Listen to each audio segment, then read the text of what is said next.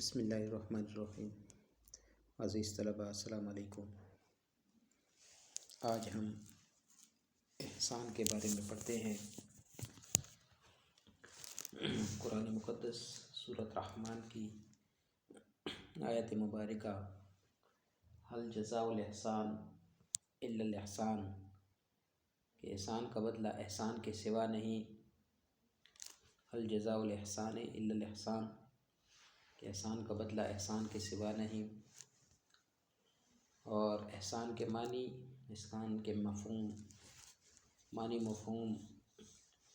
کہ احسان کا مادہ جو ہے وہ حسن ہے، اس کا لغوی مفہوم ہے خوبصورت بنا دینا، نیکی اور بھلائی کرنا، حسن سلوک سے پیش آنا، کسی کام کو اس قدر ذوق و شوق سے انجام دینا کہ اس میں حسن پیدا ہو جائے۔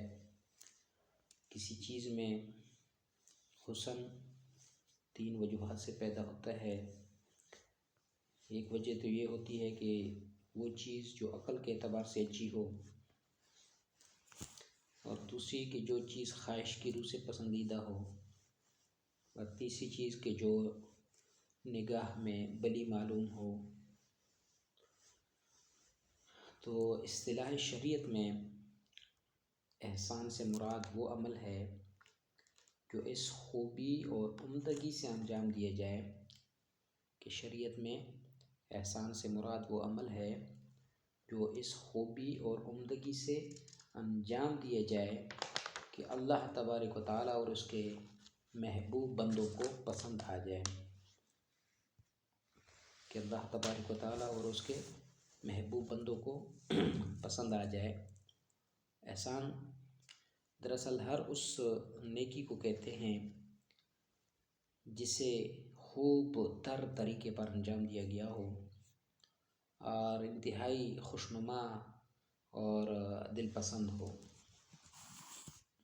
مثلاً دوسروں سے عمدہ سلوک کرنا، خوش خلقی سے پیش آنا، فیاضی اور سخاوت کا برتاؤ کرنا، اسی طرح دوسروں کا ان کے حق سے زیادہ دینا اور خود کم لینا، دوسروں کو ان کے حق سے زیادہ دینا اور خود کم لینا، یہ سب احسان میں شامل ہے۔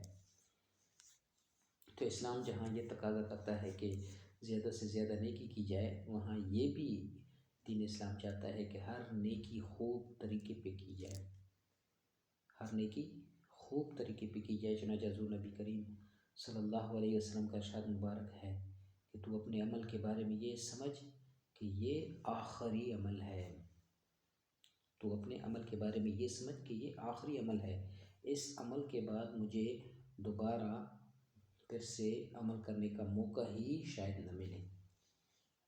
حدیث جبرائیل میں بھی احسان کی یہی تعریف کی گئی ہے کہ تو عبادت اس طرح کر کہ جیسے تو خدا کو دیکھ رہا ہے، خدا کی اس طرح عبادت کر گویا اسے دیکھ رہا ہے۔ اگر یہ ممکن نہیں پھر یہ سمجھو کہ اللہ تبارک و تعالیٰ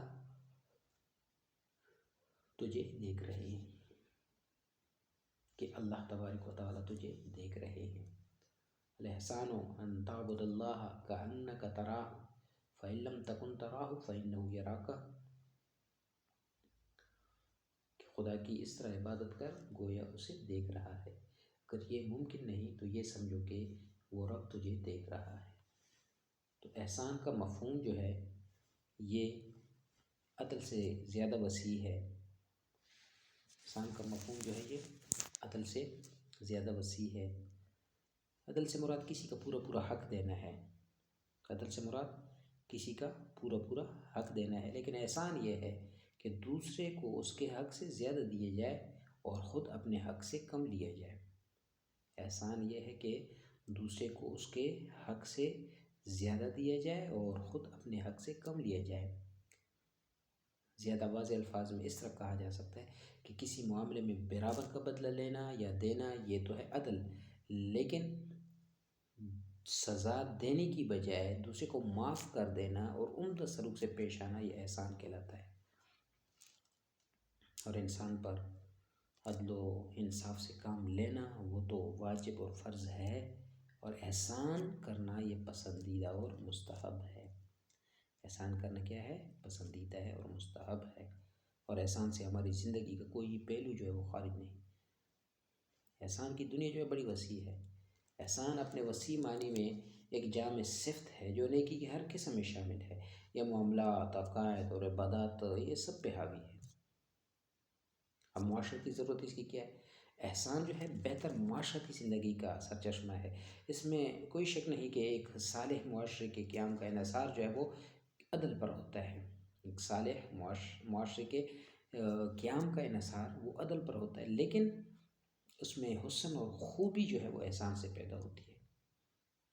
عدل معاشرے سے تلخیوں کو دور کرتا ہے، تو احسان جو ہے وہ اس میں خوشگواریاں پیدا کرتا ہے۔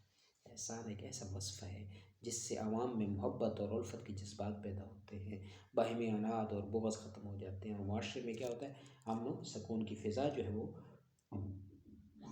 قائم ہو جاتی ہے۔ در حقیقت معاشرتی زندگی کو خوشگوار بنانے کے لیے یہی کافی نہیں کہ ہر شخص ناپ تول کر اپنا حق پہچانتا رہے اور اسے لے کر ہی رہے، اور اسی طرح دوسرے کا حق ناپ تول کر اسے فقط اتنا ہی دے۔ تو اس قسم کے ماحول میں یہ تو ممکن ہے کہ کوئی تنازع یا کشمکش نہ رہے، لیکن افراد میں ایثار، قربانی، فیاضی اور عالی جذبات جو ہیں وہ مفقود ہوں گے، اور دراصل زندگی کی جو اصل روح ہے وہ مفقود ہو جائے گی۔ اور ان صفات کا وجود یہ اس وقت ممکن ہو سکتا ہے جب معاشرے کا ہر فرد جو ہے نا احسان کی روش پر گامزن ہو۔ جب احسان ہوگا تو پھر ایثار اور قربانی، فیاضی، یہ ساری کچھ یہ خوبیاں جو ہیں وہ معاشرے میں پیدا ہوں گی۔ قرآن مجید میں جا بجا احسان کی اہمیت، اس کی ضرورت، اس پہ زور دیا گیا ہے۔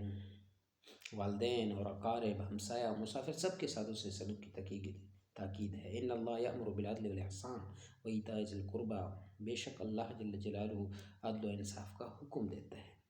دوسرے مقام پہ واحسنوا ان اللہ یحب المحسنین، اور نیکی کرو، بے شک اللہ نیکی کرنے والوں کو دوست رکھتا ہے۔ پھر فرمایا هل جزاء الاحسان الا الاحسان، کہ احسان کا بدلہ احسان کے سوا نہیں۔ خدا تعالیٰ کے اسماء حسنہ میں ایک نام محسن بھی ہے۔ ظاہر ہے اللہ جل جلالہ سے بڑھ کر کون محسن ہو سکتا ہے، جس کے بنی نوع انسان پر احسانات اس قدر زیادہ ہیں کہ ان کا شمار ہی نہیں کیا جا سکتا۔ زمین سے آسمان تک اور فرش سے عرش تک جو کچھ بھی ہے سب اسی کے احسانات کا نتیجہ ہے۔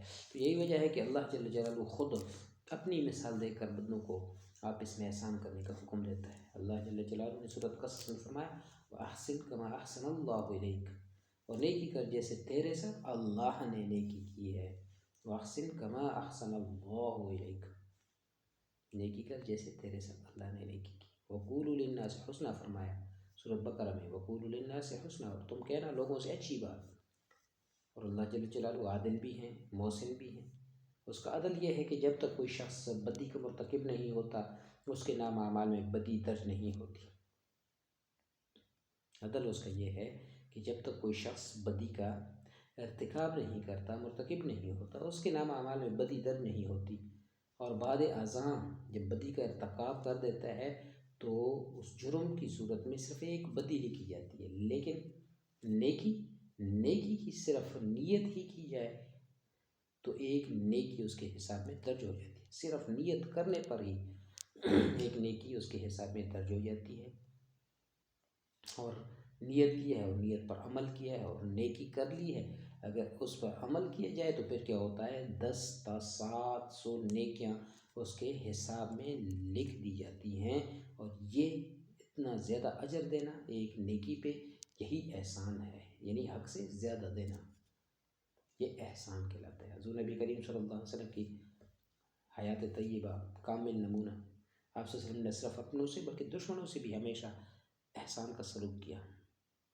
غزوہ بدر میں مشرکین مکہ کے قیدی آپ صلی اللہ علیہ وسلم کے ہاتھ آئے، اور مشرکین مکہ سے بڑھ کر آپ صلی اللہ علیہ وسلم کوئی دشمن نہ تھا، باوجود یہ کہ صحابہ کرام رضوان اللہ علیہم اجمعین نے ان کے قتل کا مشورہ دیا، اور آپ صلی اللہ علیہ وسلم نے نہ صرف انہیں رہا کر دیا بلکہ جتنی دیر یہ لوگ، یہ قیدی، یہ مشرکین یہ مشرکین مکہ یہ حضور صلی اللہ علیہ وسلم کی قید میں رہے. آپ صلی اللہ علیہ وسلم نے ان کے آرام و آرائش کا ہر طرح خیال رکھا. اور ابو سفیان جو قبول اسلام سے پیشتر اسلام کے بدترین دشمن تھے، فتح مکہ کے موقع پر حضور صلی اللہ علیہ وسلم نے نہ صرف انہیں معاف کر دیا بلکہ یہ بھی اعلان کیا کہ جو شخص ابو سفیان کے گھر میں پناہ لے گا وہ بھی امن میں ہوگا. اور اس کے علاوہ ابو سفیان اور اس کے بیٹوں کو حوازن کے مال غنیمت میں سے بھی حصہ دے دیا. اسی طرح غزوہ حنین میں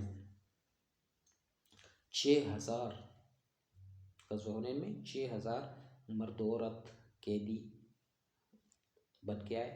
حضور صلی اللہ علیہ وسلم نے نہ صرف انہیں رہا کر دیا بلکہ بعض کے ساتھ اس قدر احسان کا سلوک کیا کہ ان کا فدیہ جو ہے اپنے پاس سے ادا کیا اور اکثر کو مزید انعام اور اکرام بھی کیا. تو حضور نبی کریم صلی اللہ علیہ وسلم کو احسان کرنا اس قدر محبوب تھا کہ آپ صلی اللہ علیہ وسلم ہمیشہ اللہ تبارک و تعالیٰ کے حضور یہ دعا فرمایا کرتے کہ اللہ مجھے ان میں شریک رکھ جنہیں احسان کرتے ہوئے خوشی محسوس ہوتی ہو. اللہ مجھے ان میں شریک رکھ جنہیں احسان کرتے ہوئے خوشی محسوس ہوتی ہو. حضور نبی کریم صلی اللہ علیہ وسلم نہ صرف خود احسان پر عمل کرتے تھے بلکہ صحابہ رضی اللہ عنہ کو بھی تلقین کی. مشہور حدیث نبوی ہے، آپ صلی اللہ علیہ وسلم نے فرمایا بس بہتر شخص وہ ہے جو خدا کے کہنے کے ساتھ احسان کی روش اختیار کرے.